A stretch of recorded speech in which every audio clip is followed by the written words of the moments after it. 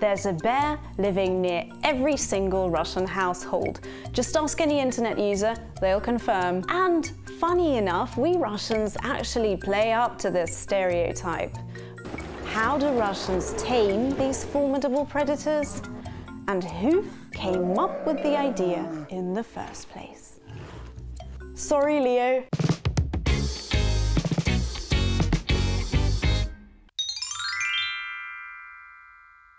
Taming adult bears was always a terrible notion, but people cared for orphaned cubs. Mama bears sometimes abandon their children if they sense humans anywhere near their den. This is not surprising. In the animal kingdom, a grown female bear takes care of herself first. She can have more children next year, but if she dies now, her current cubs will almost surely perish too. Humans are sometimes forced to kill bears protecting their offspring. Surprise encounters with such an angry animal sadly leave little choice for those carrying a gun. A much less ethical reason to leave cubs motherless is hunting. Some hunt for entertainment, others for money. Bears' paws and gallbladders rake in more cash than their skin even. These are precious ingredients in Oriental medicine. In some cases, poachers smuggle live bears into Asian bile farms.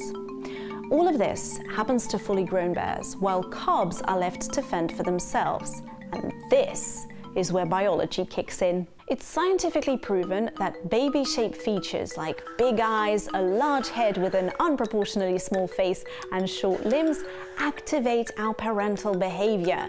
It's hardwired in our brains. We see a cute animal like that that looks like a baby, and boom, we go, oh, we think it's like, look at this teddy bear. He's what, 2 months old, so cute. I must protect him at all costs. And bears are very smart and social animals. If they get used to being fed by people and see that people are not a threat, then there's no way back to Mother Nature for this baby bear.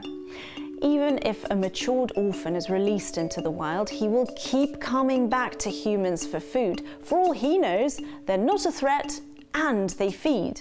Something most people would disagree with, and terrified would most probably grab a gun. Am I right, Leo?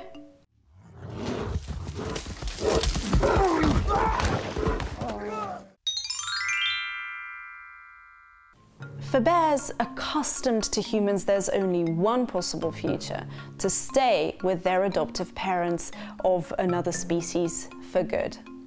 This is exactly what happened with Mansour the bear. Poachers killed his mum and left him at a private airdrome.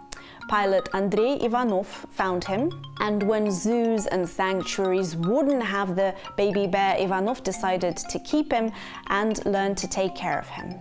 A mission that he's been carrying out for the past 4 years with the help of expert advice.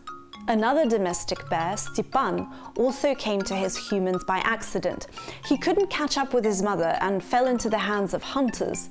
They took the baby out of the woods and went to sell him at a local market. And that's where the Panteleenko couple found him. They're both professional animal trainers, and they took the cub in. Stepan's now 26 years old. He's pursuing a career of a photo model and has become an Instagram influencer. You can say that it's his way of chipping into the family budget, because providing a life for a fully grown bear isn't cheap after all. For orphaned bears that can still live in the wild, there's only one option in Russia.